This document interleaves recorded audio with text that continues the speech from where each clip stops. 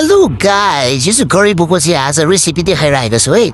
Chicken कसरी बनाउने भनेर हामीसँग ग्लोभ्स थिएन, त्यही भएर चाहिँ मैले प्लास्टिक लगाएर चाहिँ मजाले म्यारिनेट गर्नको लागि चाहिँ है मसला हालेर चाहिँ फ्रिजमा राखिरहेको छु हैन।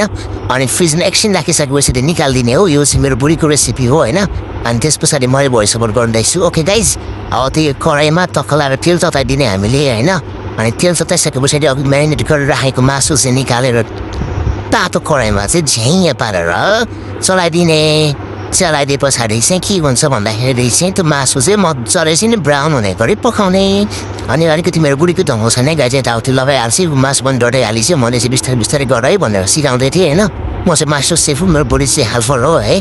अनि यो चाहिँ अब के भन्नु गाई चाहिँ होइन, गरिबको चाहिँ नि अब पेपर हो होइन। पेपर टावल माथि पनि त खानु हुँदैन त्यस्तो त। अब चाहिँ नि है ठिकै छ भनेर मैले पनि ल म मास्टर सेफ खै छोरा तिमी जानिन भनेर आएर है मासु चलाउँदैछु होइन। अनि त अघिको चलाएको मासु मजाले ब्राउन हुने गरी चाहिँ लो मिडियममा पकाउने है। पकाइसके पछाडि चाहिँ यसलाई टक्क लाएर निकालिदिने होइन। निकालेर चाहिँ नि एक प्लेटमा लगाएर राख्ने। राखिसके पछाडि चाहिँ बुढीले चाहिँ नि यहाँनिर के गरेछिन् भन्दाखेरि प्याज लसुन अनि त्यसको साह्रै टमाटर काटेर देखाइरहेको छिन् कराईमा तेल तताएर चाहिँ त्यो तेल तातेको तेलमा फुरनदाना र प्याज राख्ने। अनि प्याज चाहिँ नि पकाउने त पकाउने पुरै ब्राउन हो, मिडियम ब्राउन बनायो भनेको बनाउँदा डढाइ नै दिइहालिसिन् है। त्यो पनि ठिकै छ, तपाईँहरूले अब बुझिहाल्नुहुन्छ। त्यो प्याजमाथि चाहिँ टमाटर हाल्ने। टमाटर हालिसके पछाडि चाहिँ यो के हो मसला हो के हो यो चाहिँ ध्यान मैले होइन। स्वादअनुसार नुन हाल्नु।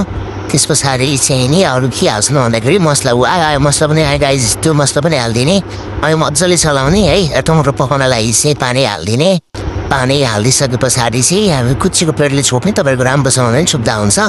म चाहिँ बिच बिचमा हारेर यसो चाख्दैछु होइन गाइज। अनि त्यस पछाडि कहाँ हो क्यामेरा यता लगाउ न ल अनि त्यस पछाडि मजाले त्यो पाकेको टमाटर मसला चाहिँ चलाउने। अब यो म्यारिनेट गरेर तारिसकेको मासुहरू है गाइज। अनि अब यसमा तपाईँहरूले स्वादअनुसार नुन पनि थप्न सक्नुहुन्छ तपाईँहरूको इच्छा अनुसार। अनि यसमा चाहिँ तपाईँहरूले अन्तिममा चाहिँ स्वादअनुसारको पिरो कति खानुहुन्छ त्यो गर्ने। पाकिसकेर मलाई बुढीले आएर है देखाऊ यहाँ यसरी बिटै गिस भनेर देखाउँदैछ।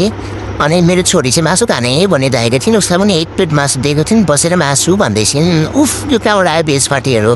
हर घरमा एकजना भेज चाहिँ हुन्छन् है गाजी, तामा तुमी खाँदैछन् है, हामी चाहिँ घाँसफुस खाँदैन भन्दै बुढीले मासु हेर पुरा मासु कस्तो यम्मी यम्मी भएको छ, मिठो मिठो भएको छ, हेर त हेर्दै खाउँ होइन त गाइज। भएको छैन त रातो रातो।